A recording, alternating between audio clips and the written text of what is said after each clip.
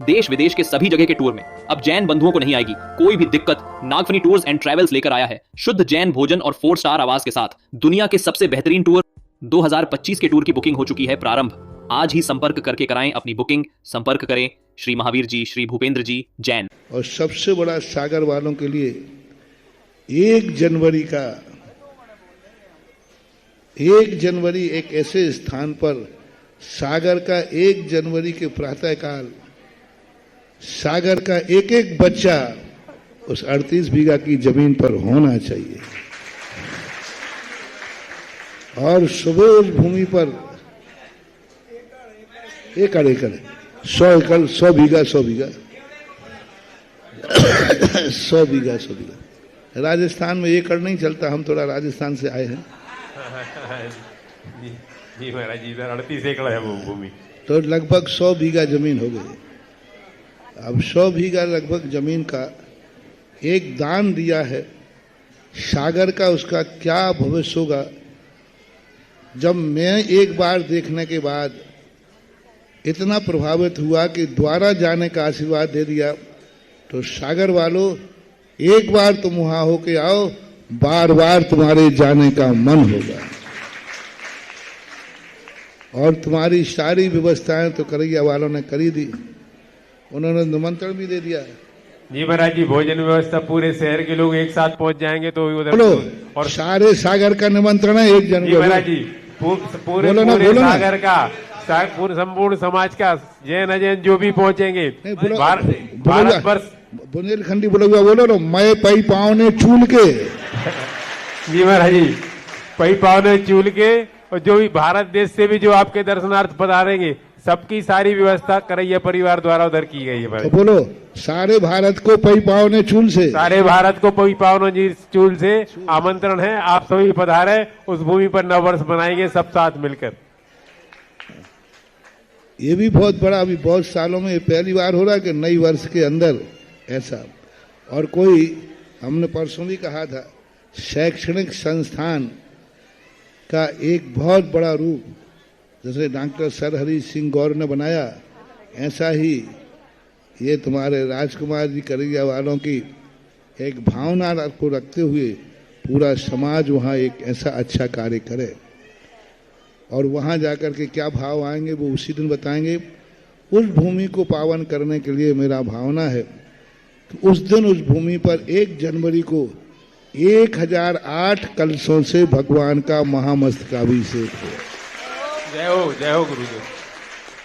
1008 कलशों से महामस्तकाभिषेक वहां हो और शांति धारा भी हो।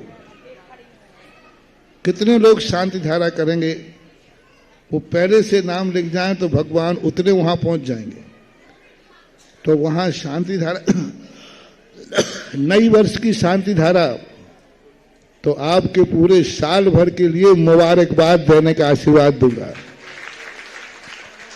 तो नए साल की शांति धारा उसी क्षेत्र पर हो, भगवान जी वहां पहुंचे और वहां सुबह सुबह 8 बजे तक संभवतः मैं पहुंच जाऊंगा संभवतः, और वहीं पर शांति धारा का अभिषेक हो और कम से कम 1008 कलशों से अभिषेक होना चाहिए। और 1008 कलशों का अभिषेक यदि उस भूमि पहाड़ी पे हो गया तो समझ लेना चाहिए वो पहाड़ी मेरू के समान एकदम पवित्रता करूँ। जय हो गुरुदेव, जय हो।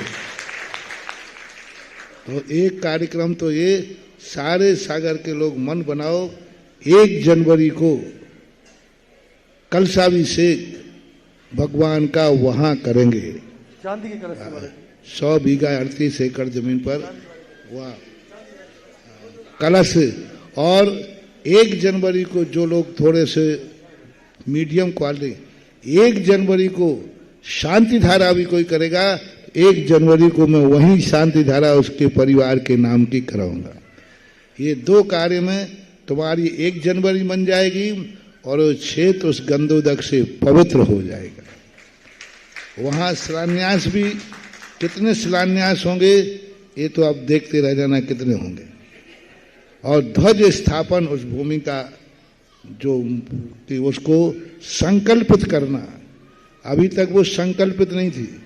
ध्वज स्थापन, शिलान्यास और सहस्राधिक कलशों से भगवान का महामस्तकाभिषेक वहाँ हो और सारे पूरे सागर का तो एक नियोग बन जाए कि सागर का कोई भी व्यक्ति 1 जनवरी को घर में न रह करके और वहाँ जाए।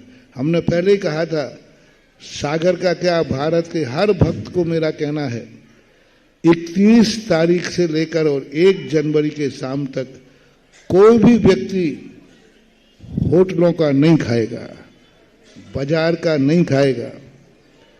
कोई भी व्यक्ति 1 जनवरी को किसी अधार्मिक क्षेत्र पर नहीं जाएगा, हिल स्टेशन पर नहीं जाएगा, जहां पर देख करके गंदे भाव होते हैं, जो गंदे स्थानों के लिए नियुक्त हैं, जो मौज मस्ती के लिए नियुक्त हैं। साल भर की नहीं कह रहा हूं, तुम्हें जाना तो 30 तारीख को हो आना, होटल पे जाना हो तो 2 तारीख को निपटा लेना। लेकिन 1 तारीख को यदि तुम नया साल मानते हो तो उस 1 तारीख के सगुन के दिन नियम लेना है कि हम बाजार का नहीं खाएंगे, या तो घर में खाएंगे या सीधा 38 बीघा जमीन पर राजकुमार का खाएंगे। 2 ही चीजें, वो धार्मिक रूप माना जाएगा, पर होटल में नहीं खाना। बाजार का त्याग सारे भारत के भक्तों से मेरा कहना है। 1 जनवरी के 30 तारीख से शाम से लेकर के 1 तारीख की शाम तक का कोई भी व्यक्ति बाजार में नहीं खाएगा, क्योंकि बाजार का व्यक्ति वो गिन करके खिलाएगा और तुम गिन करके खाओगे। मैं तुम्हारे लिए कोई होटल से नहीं बचा रहा हूं। 30 को खा लोगे, 2 को खा लोगे। 1 तारीख को क्यों मना कर रहा हूं? क्योंकि होटल में वो गिन के खिलाएगा, तुम गिन के खाओगे तो जिंदगी भी तुम्हें गिन गिन के निकालना पड़ेगी। तुम्हारे पास धन दौलत भी गिन गिन के आएगा, और महीने का आखिरी सप्ताह है तो 3 बार नोट गिनोगे कितने बचे हैं। और 1 जनवरी को तुम वो भोजन करो जो गिनती से न खिलाया जाए, अनगिनत, तो 2 जगह ही बिना गिनती के खाते हो, एक घर में और एक सामाजिक। राजकुमार गिन के तो नहीं खिलाएगा? नहीं नहीं, ये और घोषणा कर दो, सभी लोगों को 2-2 रोटियां दी जाएंगी। अरे नहीं नहीं नहीं, ऐसा नहीं नहीं करेगा। जहां अनगिनत, कोई खाने का ना खिलाने वाला गिने और ना खाने वाला गिने, बस वहां तुम्हें भोजन करना है 1 तारीख को। ये आपका मोटिवेशन है अगले साल के लिए।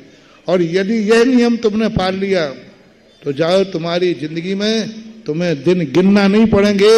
अनगिनत दिन भी तुम्हें पता नहीं चलेंगे कैसे निकल गए। तुम्हें पता नहीं चलेगा कि मैंने कितना कमा लिया, तुम्हें पता नहीं चलेगा मैंने कितना खा लिया, तुम्हें पता नहीं चलेगा कि क्योंकि अनगिनत। और तुमने 1 जनवरी 7 के शुरुआत में कोई भी व्यक्ति होटल में नहीं खाएगा। पानी भी मत पियो, चाय भी पियो तो घर की पियो, होटल की मत पियो। क्योंकि होटल की चाय वो देता है तो कब देता, कितना भर गया, और मम्मी देती है तो गिलास भर के दे देती है। अनगिनत चीज करो, असीम करो, उस दिन के लिए सगुन करो ये। और साल भर में तुमने कोई भी मंदिर गए हो या नहीं गए हो, अभिषेक किया हो या नहीं किया हो, लेकिन उस दिन जरूर आपको अपना प्रातःकाल भगवान के अभिषेक से शुरू करो, गंधोदक से शुरू करो।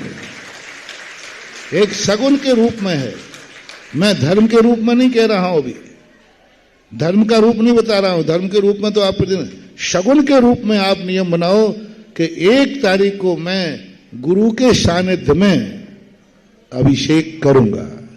मंदिर में करो, लेकिन वही बात है, गुरु के सानिध्य में 1 तारीख को अभिषेक करना बहुत बड़ी चाल। और साल भर में तुम अनेक शांति धारा करोगे।